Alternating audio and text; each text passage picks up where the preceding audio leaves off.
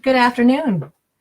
My name is Amy Farkas, and I'm the webmaster for New Hampshire Homeschooling Coalition. I'm here today with Bethany Barnosky. She's a New Hampshire-based Candle Star Educational Services owner, and she has served the New Hampshire Homeschooling Coalition, New Hampshire homeschooling community for over 20 years with her evaluating and tutoring. And she's agreed to sit and share with us today her experience and her expertise in year-end assessments. Because in New Hampshire, homeschooling parents are required to have their children's progress evaluated each year. So Bethany's going to walk us through that process and answer our questions. If you have more questions that we don't answer here, feel free to put them in the comments area down below. And at the end of when we are speaking, then we will look at the comments and answer your questions for you if we can. And then if you're reading or if you're watching this at a later date and you still have questions, go ahead and still put those questions down in the comments area, and I'll get to them later, pass them on to Bethany. We'll get to your questions. So let's begin. Bethany, can you tell us about yourself? Sure, such a big question. Okay, I have been a New Hampshire homeschooler for a very long time. My daughter's 21, so I homeschooled her from the very beginning. I know it's always hard to ask homeschooling families, how long have you been homeschooled? Because when was that like magical moment? Sometimes, unless you pulled your kid out of school, sometimes we don't have that perfect day or time. So she was homeschooled since the beginning, and then she did some interesting things for college online, got her degree, and now she is a working girl. And I went to college to become a math teacher, and really felt like I loved teaching, I loved math, but I also really wanted to be invested kind of in a more personal level than would have been an option in the school system. So homeschooling was a great fit for our family. And then of course, being able to be in that community and serve homeschoolers, whether it was through co-op classes or teaching or evaluations, was kind of that added bonus. I'm so glad that as a homeschooling mother of a child that's now graduated and gone on to other things, you haven't just left the community, because a lot of parents that have spent all this time homeschooling have so much to share with the community, and you do. So I'm glad. Well, thank you. Thank you. They're, my people. So yeah. So I do offer a number of different services through Candle Star Educational Services. I teach online classes for homeschoolers through, independently and through a platform called myfunscience.com. I also do tutoring of just all ages and subjects. I say all, not really all. I cannot tutor you in Russian, but a lot of subjects, especially math and science. I do transcripts. So for high schoolers, sometimes parents just need a little help translating what their kid did into the public school language, right? And it's just taking what you did and just translating it. So it's not a big deal, but it seems really daunting when you're starting that out. So high school transcripts, and then of course, portfolio evaluations, where I sit down and help people, answer questions. I do, consultations sometimes, but usually they're asking questions. We're going through their kids' work. They're getting everything taken care of in the law. And yeah, we go from there. Did you mention your work where you teach overseas? Oh, well, I do teach Chinese kids, but that's not super relevant to the homeschool community. They are totally public school kids. Yeah. So I do teach English to Chinese kids in the morning. And I teach, when it comes to New Hampshire homeschooling services, optimally, right, it's great to have a tutor or a class or something face-to-face, right? There's nothing like that. But let's be honest, there are some areas of New Hampshire that are less accessible. And there are some areas of New Hampshire where they're perfectly accessible, except when there's like 12 inches of snow that morning. Right. So I do also tutor online, which is real helpful. And I do a number of different things with portfolios. So a lot of times people come to me, that's like the fastest, the easiest. They don't have to leave their portfolios. I've heard of some people where they drop off their portfolio and like pick it up the next week, which always seems to me like that's a lot of faith. Right. But they come with their portfolio, they leave with their portfolio. So most people kind of come to me, but I also have some people who do portfolio parties. There's a huge crew in Jaffrey and Rindge, hi Jaffrey and Rindge folk, that do they actually have one that's so big, they split it into 2 days this year. Yep. Because the lady was like, I can't make you write for more than 8 hours at a time. I'm like, that was nice. But yeah, so I come to you, and then it's just kind of a play date, and it's fun, and it's less driving for everybody. And then some people in the North Country mail their portfolios because it just makes more sense. And, you know, there is more photocopying involved. There's a little bit more cost because you're doing postage both ways, but and then we set up a time to kind of have almost like a phone appointment or a phone date where I can ask that obscure question, because there's always some question, right, where they're like, oh, we didn't do any science this year. And I'm like seeing all this science going, really? Because I'm seeing science. And, you know, just to kind of clarify that. So there's always good questions. And I work with a lot of different styles of homeschoolers and ages. I guess that sounds weird. Some people call me up and say, now, do you evaluate high schoolers? Yes. I always think, why wouldn't I evaluate high schoolers? But I guess some people are uncomfortable with that. So, you know, high schoolers, younger kids, different styles. So I have, you know, people who are very loosely structured, kind of on the unschooler end of the spectrum. Some people are like all workbooks. Some people are very much literature based or unit study based. So lots of different styles. I'm not evaluating your style of teaching or whether or not your style matches my style of teaching, because that would be super boring and narrow. But it's really just about your portfolio showing your child's progress. And that can look lots of different ways for lots of different people. So it's the beginning of the school year. Why are we talking about year-end assessments? Well, there's a couple of big reasons. The first reason that I would say is somebody out there is really stressing about year-end assessments. And I know that because they're going to give me a call in, you know, next June and say, I've been worried about this since September. And man, that's a long time to be worried about something that you don't really need to worry about. Yes. So the number one comment I get from a new person is, oh, that wasn't so bad. Right. Because they've been building it up since, you know, September, or since they decided to homeschool. So not stressing would be a better school year for you. But the other piece is, especially with certain types of teaching styles or learning styles, it's really hard to recreate or come up with a portfolio after the fact. So a little bit of planning of like, wait, what could I put in a portfolio? Oh, I wish I'd done that back then, can make your life at the end of the year so much easier, so much smoother. Because some of the most, you know, some styles are really fun and that your kids learn so much, but you really do want to think a little bit ahead about what's going to go in the portfolio. That makes sense. Yeah. So there are 3 ways to fulfill our yearly requirement by the New Hampshire home education law, which is RSA 193-A, and according to the corresponding rules, Ed 315. Can you tell us about those 3 options? Sure. So I'm not really sure what order they're listed in. They're all 3 perfectly valid. So one of them is the super vague option, and that option is the kind of the mutually agreed upon option. Some people will, especially when they're taking their child out of school, they have a great relationship with the school district and they know them, and they'll kind of agree on either a local test or a local teacher or whatever. And so this is kind of the catch-all for just have an agreement with that agency that you told you were homeschooling. And hey, if you guys both agree, you're good. The second option would be standardized testing. So it could be any type of testing, but it needs to be nationally normed testing. So that's the standardized piece. Basically, you're getting a percentile grade, not against what your student knew or didn't know, but comparing them to other students in certain areas. So, you know, we've all seen like CAT test scores or something. You know, if they scored in the 90th percentile, it's not that they got 90 questions right or 90% right, but the norm. So there's that. And then the third is having your portfolio evaluated by an educator. And that one, the educator writes a letter and says, your child made adequate progress. Okay. Yeah. So New Hampshire home education law no longer requires us to submit our children's evaluations to the SAU or the chosen non-public school. What do you do with with a completed evaluation?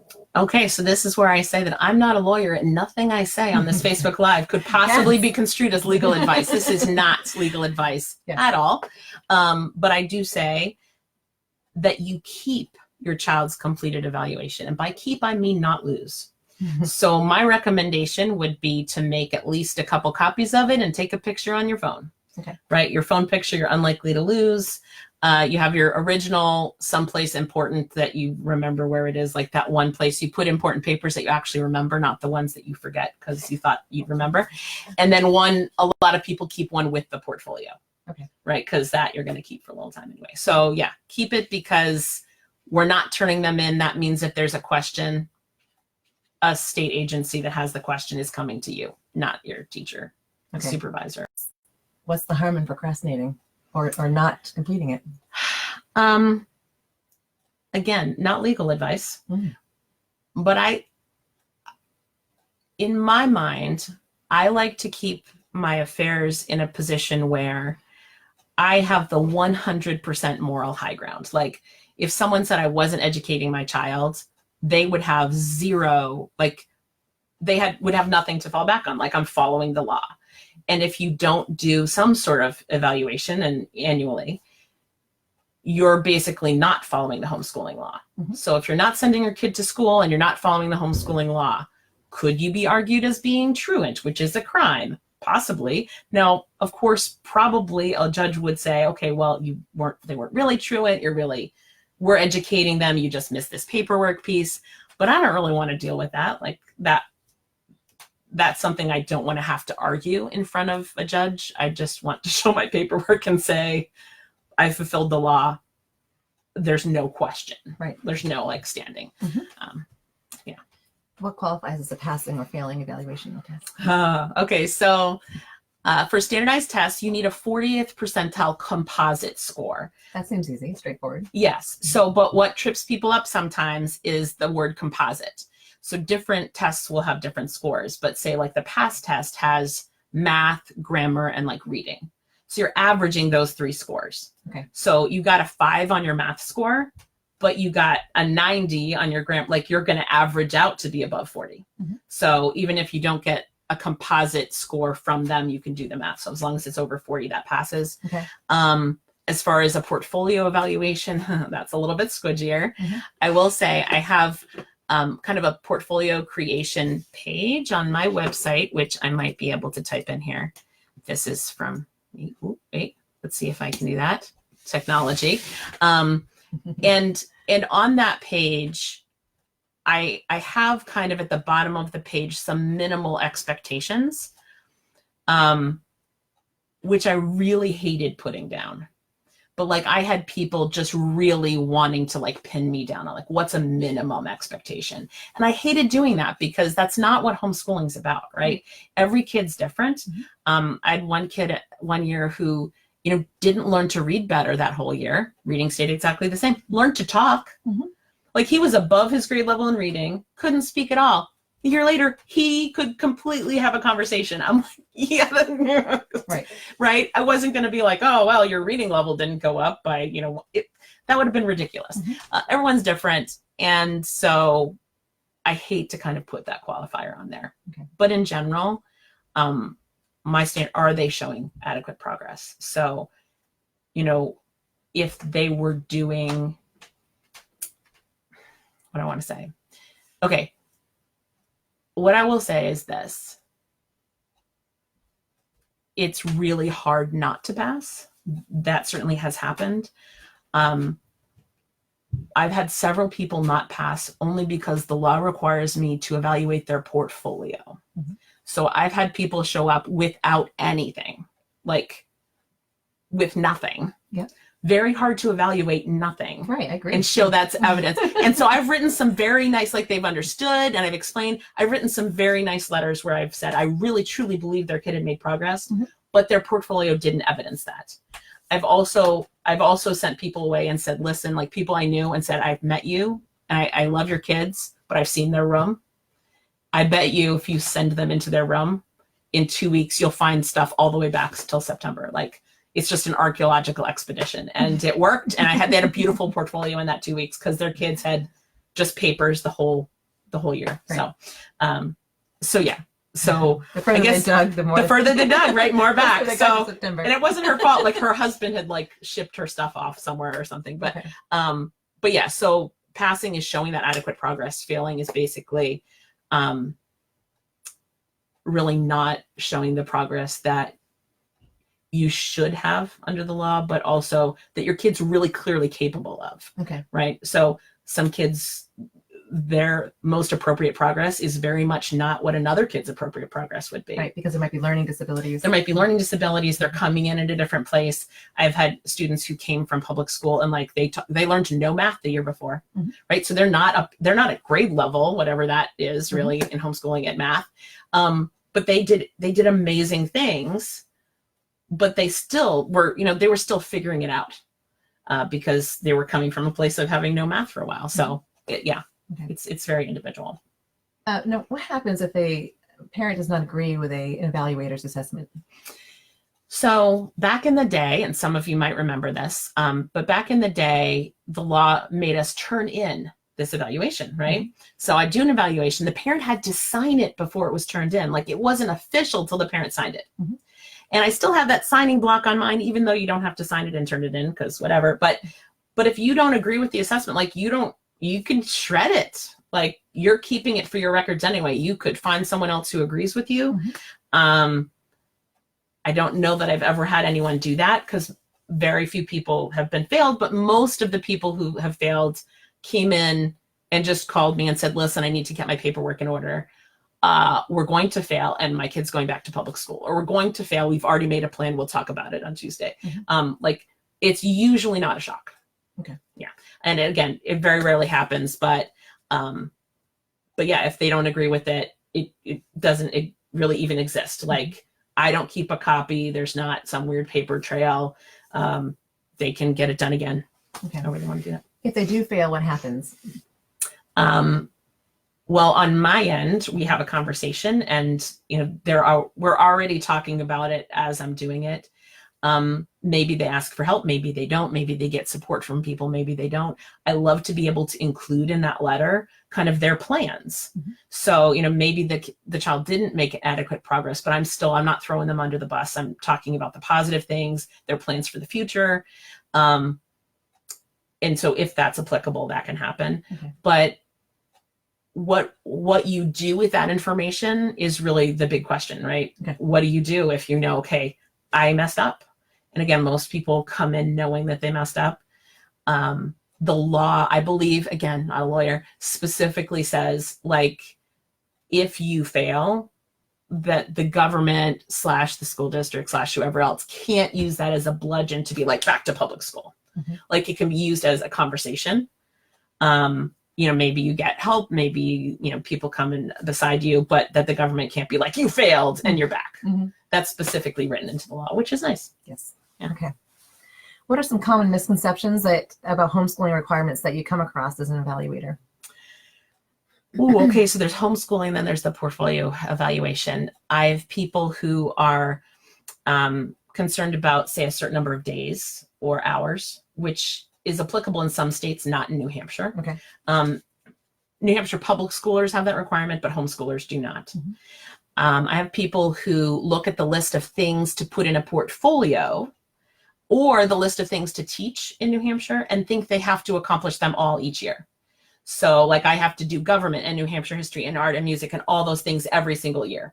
But the idea is you have to do that over the course of like an educational lifetime.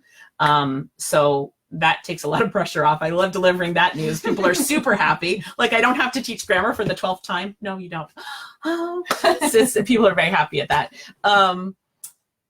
The other one is the things in the portfolio, right? So there's kind of a list in one of these statutes somewhere of possible things you could include in a portfolio, like reading lists, like grades. And some people are looking at that going, especially at the end of the year, like, wait, I don't have all those things. But it's like a buffet, like suggestions. Those things could be in a portfolio. Doesn't mean you always have to have each of those things in your portfolio or in, the same amount, or it's going to really differ between people. Let's see. What are the other ones? Those are the first two. I guess the other one is the kind of, some people are really worried on a micro level, on a really detail oriented level. So like someone asked in chat, if we look at all the work done in the year, right? And that really petrifies people. I've had people who like stayed up grading things from October because they weren't graded, or, you know, that kind of thing. Like, I'm not going to look at every one of your kids' assignments. I've had people who brought that.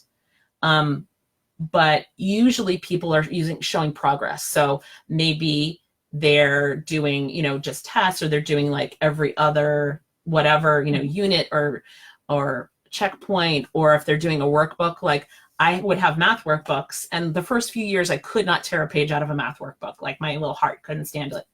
But eventually I got better at that, and I would say, well, okay, every like 20 pages or every 16 pages. So I'd count, and I would do every 16 pages unless it was really bad. And then I'd go like on one direction to not be horrible.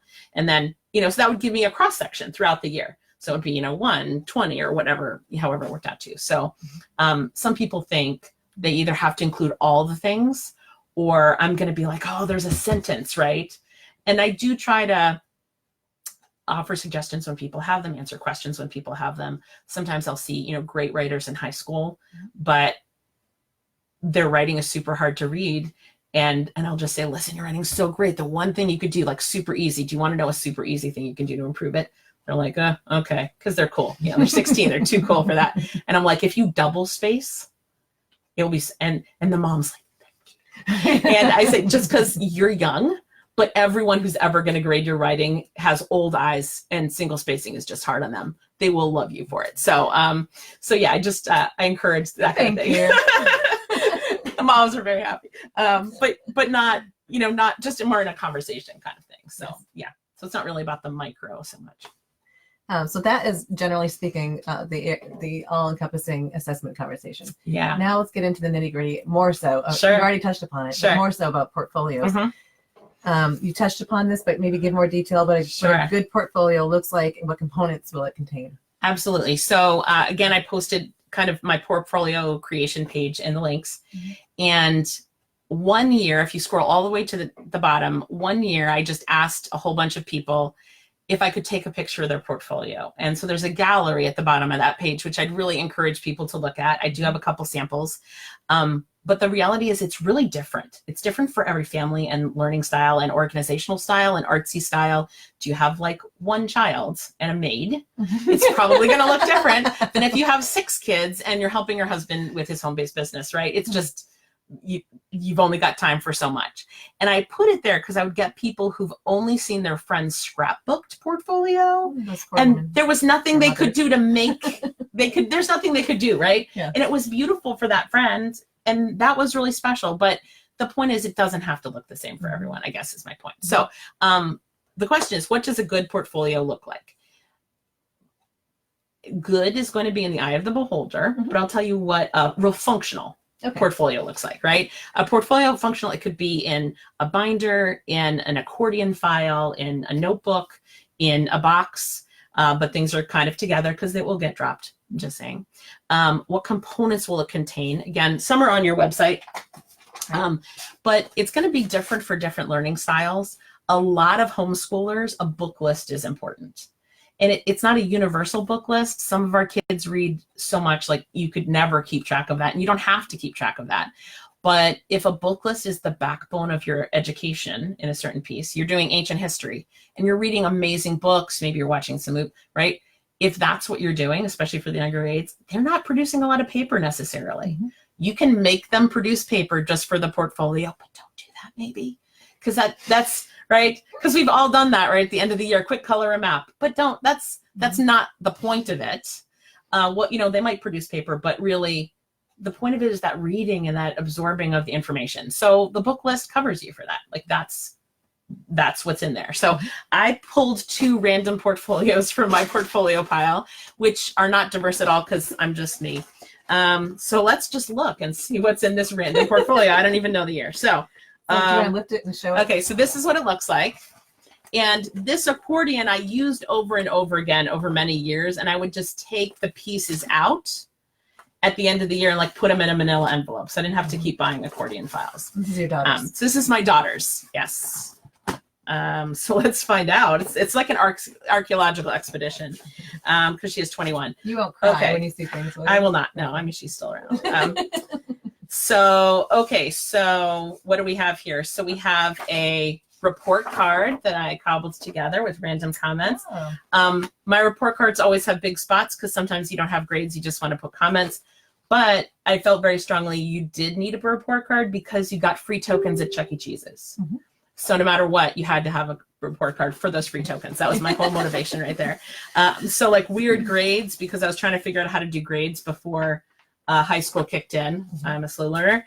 My letter of intent notification and stuff from the state, because we had to do that every year back in the day.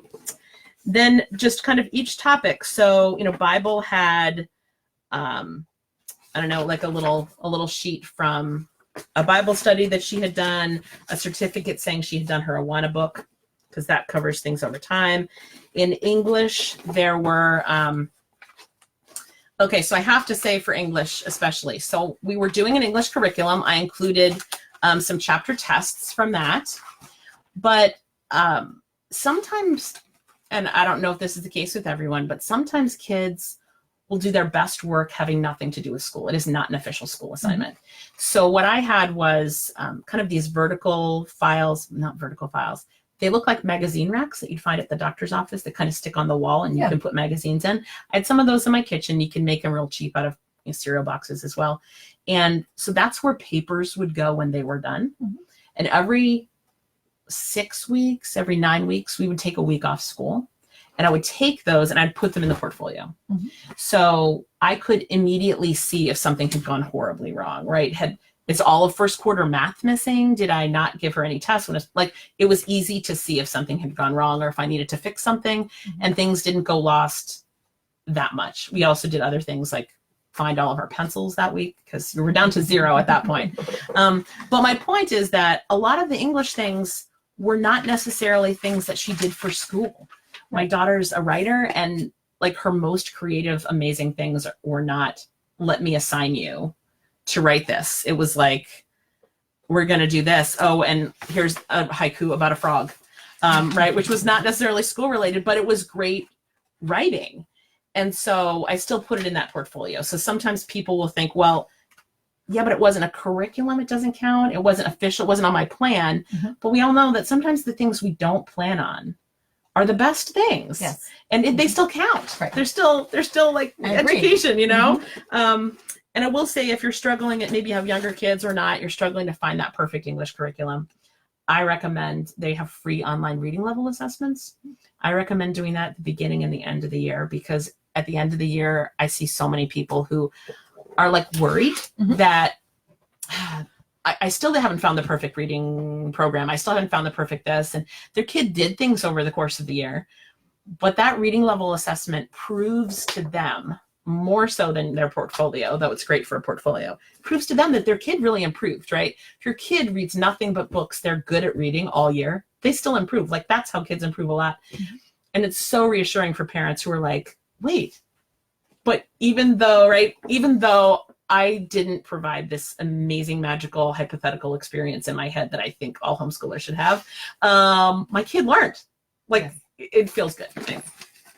So we have math pages and exercises, some work from math books. Again, I picked like every 20 lessons or something.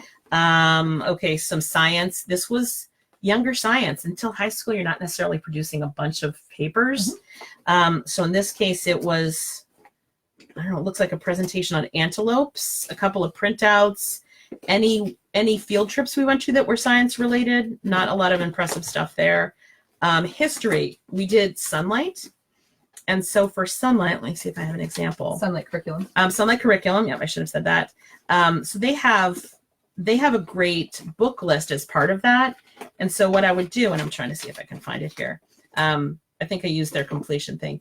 I would just print out that book list, and it's like history, English, and I would just cross out whatever ones we skipped. Okay. Super fast, easy. I didn't need to retype it. I didn't need to write it. I didn't need to, sign it in blood. But it was easy to see, oh, well, that's 27 books. That's plenty. Oh, look, a New Hampshire history. Lab book, which looks... Mary Morris is here watching. She'll enjoy that. Yeah, she does the New Hampshire history program. Hi, Mary, for the New Hampshire Historical Society. But this was before They had that, sadly. And it looks super official, like it was super well planned, right? I think she exhibited it in a homeschool thing. But what's ridiculous is while this looks super well planned, we were studying the Revolutionary times, and we started finding that books were set in New Hampshire. And I just like eventually we just happened to accumulate enough books set in New Hampshire in general, New Hampshire field trips to be like, oh, well, look, it's New Hampshire history. Yeah. So typing instructor, which was another whole fun thing. A couple of scrapbook pages, because at that point I was making scrapbook pages for family members or for yearbooks. Again, so many writing projects that had nothing at all to do with anything I assigned. Yeah, so that's okay. That's just kind of one random. That's yours. That's mine. And so there's others. So there's others, but they all kind of look very similar in that there's grades if they have them. There's a reading list if you have it. There's art if you have it. Certificates, pictures, brochures from a field trip if you have it.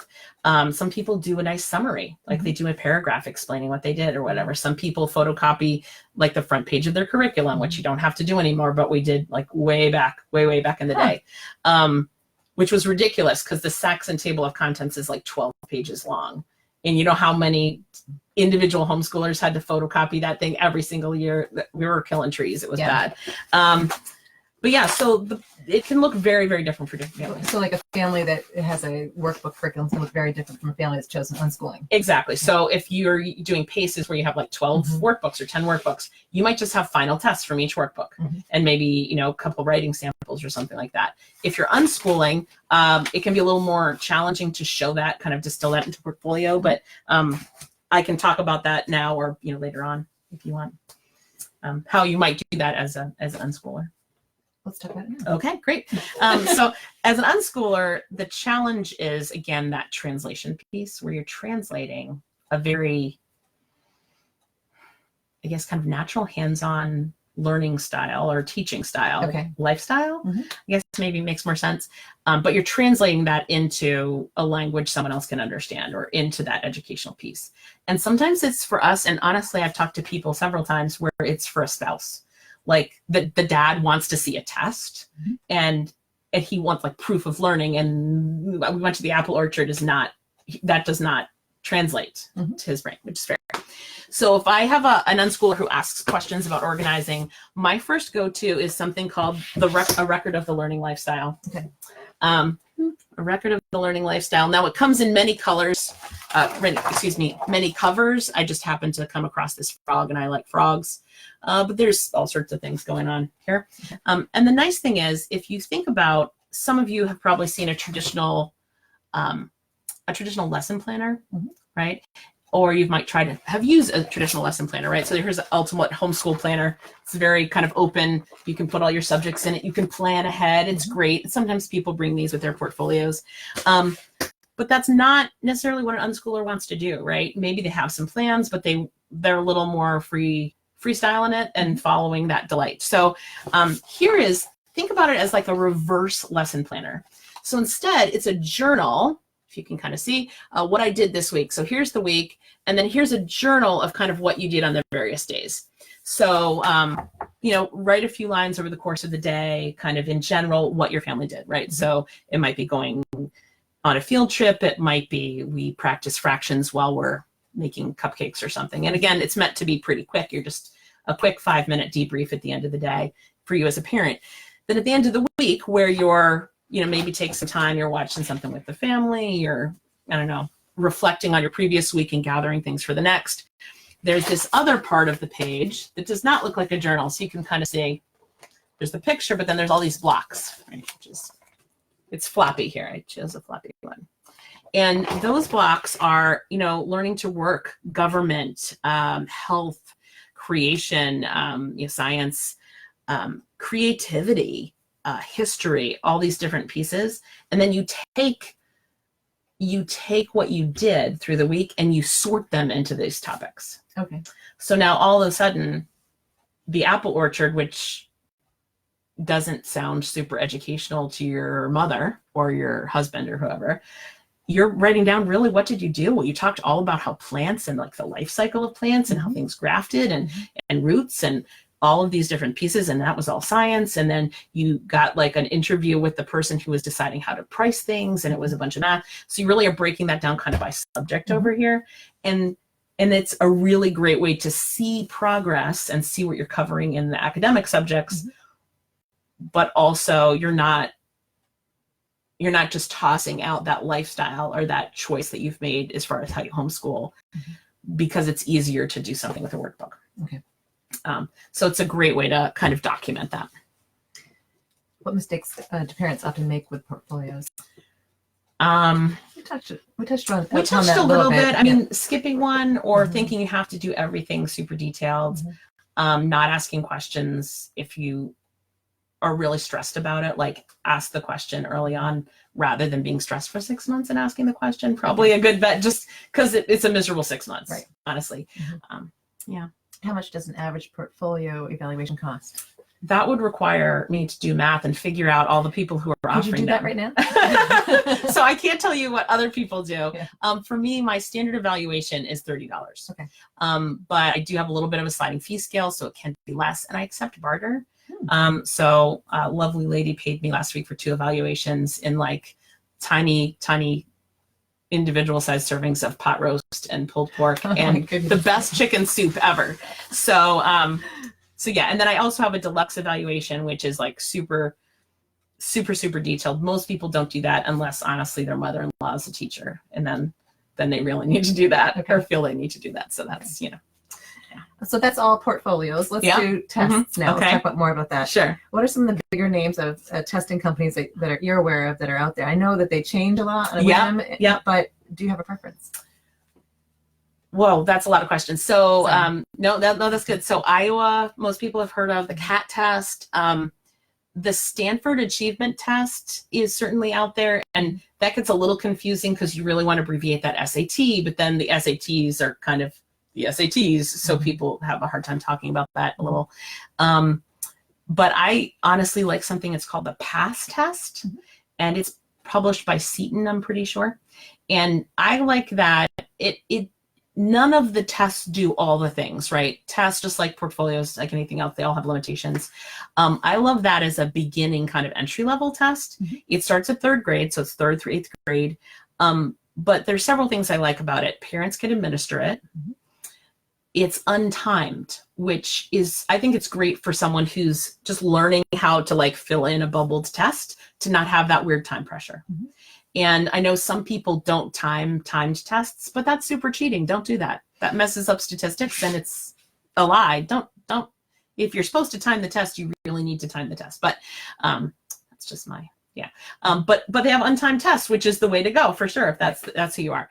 But I also like that the PASS test has like a little placement test that they ask you to give so that you pick the right test for your kid. Okay. So we've all had the experience of either taking or giving a test and getting back a result that was like all 99th percentile. So that tells you nothing. That test was too easy. Or like all 0, like, okay, that was too hard, right? My kid could do nothing. He never even finished the test. So they kind of pick the right test in each category for your kid to maximize what you get back, like the information you get back, the most useful. And they give you information that's normed, but they also give you a score. I think it's called a RIT score, where it says, hey, if your kid was in the middle of 4th grade, they should have about this score. So you have a feel for, okay, yeah, that is about grade level, as well as the norm, as well as specific breakdowns of subjects. So, yeah. I think you said there was some tests that parents could administer, but there are some that they can't. Yes. Do you hire someone? How do you do that? Yeah. So every test or test company is a little bit different, basically. So you would typically be hiring someone who, not always. So I've seen tests where it had to be like a very narrow subset of people, like someone who worked at a church or a librarian or something like that. And it's like, how do you hire a librarian to give tests? I don't know how that would work. I've never asked because that seemed awkward to me. Certainly at the college level, there are testing centers, and you can go to a college testing center and say, listen, I need a proctor for this particular test. can you proctor this test for me? And a lot of times they will, right? Because they have kind of a cubicle system where they have a camera and the proctor lady can look at all the people testing at the same time. Okay. That's more for older students. I don't know that you want to send your 10-year-old to a college cubicle, but you probably could. Yeah, and they do change requirements, and things do change. Yeah. So when choosing an assessment test for your child, what questions should a parent ask a test company, and what factors weigh into that decision? A bunch of factors. Big. Yeah, it's a big question. So I guess the biggest questions would be, things like, are you prepared to time a test? So there are tests that you're reading a script, you're asking for whatever, and then it's timed. There's not an option to pause anything if your kid goes to the bathroom or drops a pen. Like, that throws off the scores. That's not acceptable according to their standards. If that's a problem, that's probably not the best test for you, right? But it might be something that you do want to do with, say, an older child who's getting ready for the SAT in a couple of years, and you're like, okay, we're going to practice it, because then they're going to know, hey, I survived it. I sat down and I tested for 2 hours and I didn't get up, and I'm like, I'm the king of the world, right? That might be great for that. Yeah. So I would say, ask, are you prepared to time? Are you prepared? Like, what information do you want? So if you want something where there's a lot of details, some tests have more details in certain areas. Some tests are just covering basic skills like math and English. Some are like history, science. And those are most useful when you're doing something like, are you following the Common Core? Are you following American standards? So Singapore is an amazing math curriculum, but it doesn't have the same scope and sequence as American kind of standards might, which is fine because we're homeschoolers and we all get it in the end. But are you going to be okay with your kid not doing so well in this math because there's stuff he's had that isn't on the test, and there's stuff that's on the test he hasn't had yet? That's really kind of the big question. So what are the conditions? What am I going to get out of the test? And I've had people who didn't keep a portfolio, and then their kid bombed their test, and they felt really panicked about that. So you're supposed to keep a portfolio anyway, even if you don't get the evaluation. All the more reason to do that. That way you can get the test scores back, and be at peace with that. Yeah. Okay. I think I answered the question. You did. Yeah. Sorry. No, and sometimes you answer questions, and I have more questions to ask you. So I'm just asking more detail. That's fair. Absolutely. Absolutely. So, do you have a preference between portfolios and testing? Is there more pros for one than the other? That's a hard question to answer. I guess I would say that for some kids, they really both have pros and cons, right? So I know people who alternate and do testing every other year, portfolio evaluations every other year. They really have pros and cons. The portfolio evaluations are looking at the whole body of work. And there are people who've been homeschooling for a lot of years. They know they've got it down, and their kids are getting close to SATs, and they're doing standardized testing because they want their kids to have that confidence boost of being in a weird place.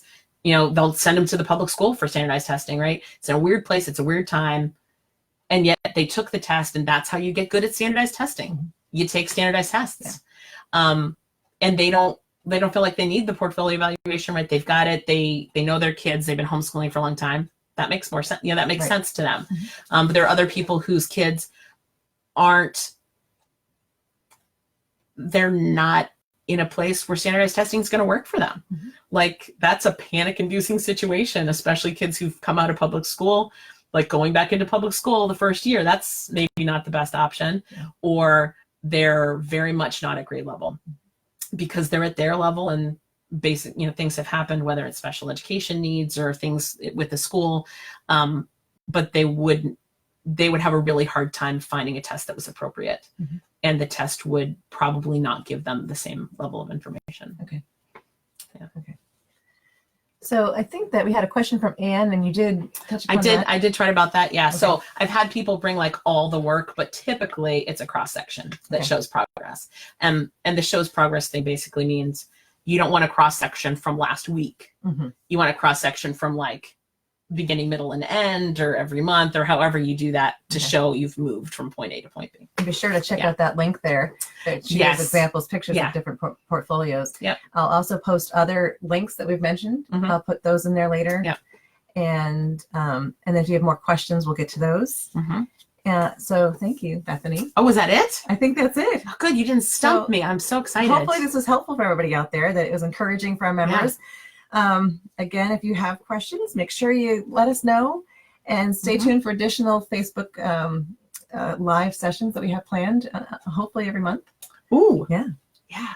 And then also be sure to join our Facebook group and become a New Hampshire Homeschooling Coalition member. You can do that by going to our website, nhhomeschooling.org. And is that linked from the Facebook group too? Yes, it is. So you can do that. Perfect. Yep. So Great. thank you very much. This was, I think, my pleasure. Very informative. I've even learned something, and I knew the questions. Hey, that's my whole job right there. Just sharing the learning. Bye, guys. Thank you.